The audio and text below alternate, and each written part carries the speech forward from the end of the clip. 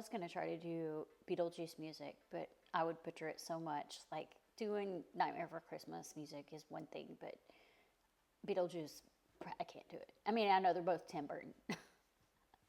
Anyway, hi, my name is Christy. Welcome to my channel. If you're new here, I do all things Disney, Harry Potter, and makeup. Today is a makeup look, and we are doing Beetlejuice. So I wanted to switch it up a bit. I've done the Beetlejuice look twice, and they were very, very similar both times, like a more authentic type Beetlejuice look. But everybody and their mama is doing Beetlejuice right now because of Beetlejuice, the new movie. So I wanted to switch it up and be a little bit different, and I decided to do a Minions version of Beetlejuice.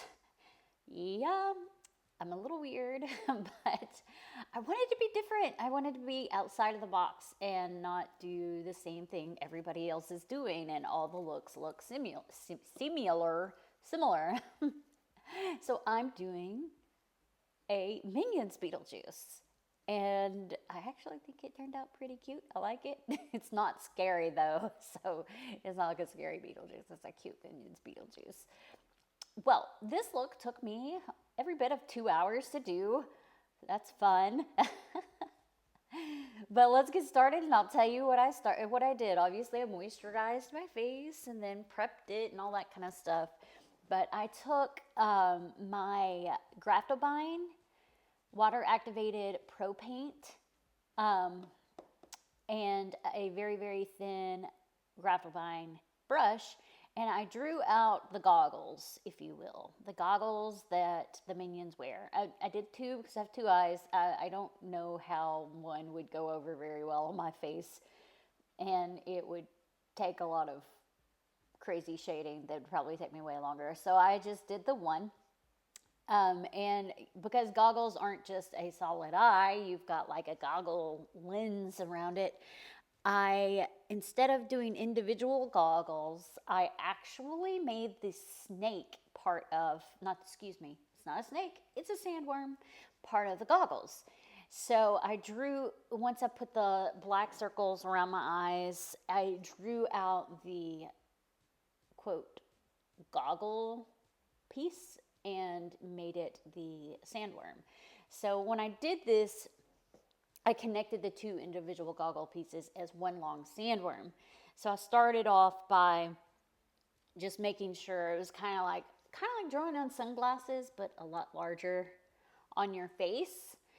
And then when I went to connect them, I did still connect them, but I went in and I drew the sandworm's head on one side and like took away the line so that it was a continuous kind of thing. And then I drew the tail like it was going behind the other part of its body. So its head would come down and it would be in the front part of the goggle, if you will.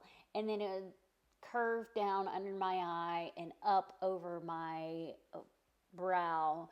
And then when it reached to that, where the neck of the head was, it would go behind the body of the sandworm. And then it'd go over my other brow and down, up under my eye, and then up. And then when I get back to where it meets on the other side of my nose, instead of going over that body piece, I did like an extension to where the tail of the worm would go back behind the body. Does that make sense? Like I was sitting there talking it, and if you could see me, I was drawing it out of my face with my finger. No joke. So yeah, I did that and made his tail a little thinner, and I made his body a little bit bigger. And then I drew like the mouth piece and then like the tongue piece also. And then I went in and drew all the lines because it's going to be alternating black and white. I wanted his head white so I could draw him an eye on there in red, which I did do, and I used actually the Miron water activated Paradise palette in basic because I don't have red in Graptobine right now.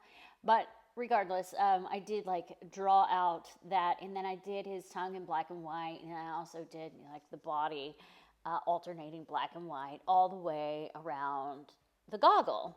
And then for the goggle, I just, instead of doing black like you would for a Minions, I actually did a purple.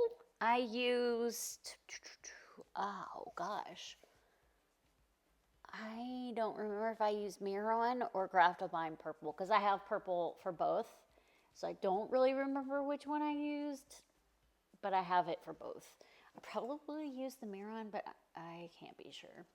Anyway, I shaded that in purple, and then I did the outside in black. And then I did take a little bit of purple eyeshadow and really enhance the purple around my eye to make it darker and kind of like blend from black to purple. And then I did a little bit of black right around my eyelids because I was also doing eyeliner and mascara, and then of course lashes. And I know I just kind of did the top part of my face, but we'll move on to the rest in a minute. I did wait to do my mouth last, but I'm going to go ahead and talk about that. I just drew on, still using the Graftovine. Oh, we didn't talk about painting my face. I used yellow. I used the yellow Sunset foundation, and I put that on. I did, and then I set it with setting powder. I think I used, I don't know what setting powder I used. Probably Too Faced. Maybe not. I couldn't tell you. Maybe Kylie. I think I used Kylie Jenner's. Gosh, I don't know. Anyway, I did use the Sunset foundation for that because I wanted it more pigmented than the last time I did a Minions look where I used water activated. Regardless, once that was all done and dry, I did draw on the lips, the Minion lip with just my Too Faced. Not Too Faced. I used Graftovine water activated pro paint. And then when I was completely done with all of it, I'll go ahead and talk about this because I'm talking about my face. I took some green from the Miron water activated palette, and I just like brushed on it, patted on with a brush the green stuff. And then I went over it with a little bit of hinted of a black, so it looked like, you know, like mossy stuff on my face, like, you know, Beetlejuice looks mossy. You get what I'm saying? All right, anyway, carry on. So I went ahead and also I kind of did a little bit of contouring with a little bit of yellow eyeshadow, like right around the cheekbones, the jawline, the neckline, and I was done with that. For the suit down below, I used my Graftovine again and kind of drew it all out, what I wanted. I did his tie, and then I colored that in the same purple that I used on my eyelids. And then I also did a little bit of shading with black and a little bit of detail with white so it looked more dimensional. And then I just drew the straight lines down my shirt. Well, I drew in a collar, and I colored that in black and white with both black and white Pro Paint by Graftovine, and they're both water activated.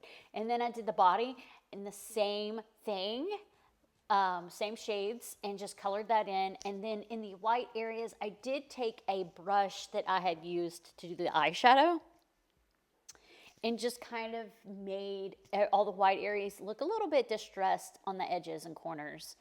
I didn't add any more makeup to it. I just used what was already left on the brush to kind of give it a distressed look in all the white areas.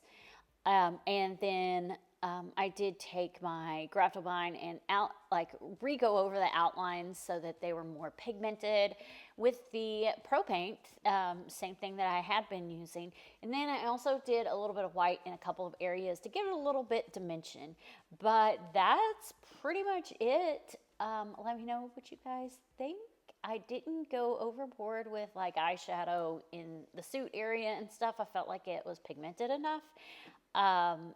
Oh, that's probably why. Actually, I misled you. I did not use the water activated Pro Paint for the black. I actually used Sunset Foundation. The white, I did use water activated Pro Paint.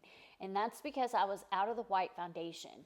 So the black foundation was so pigmented, I didn't feel like I needed to go in with any eyeshadow. Sorry for that correction there.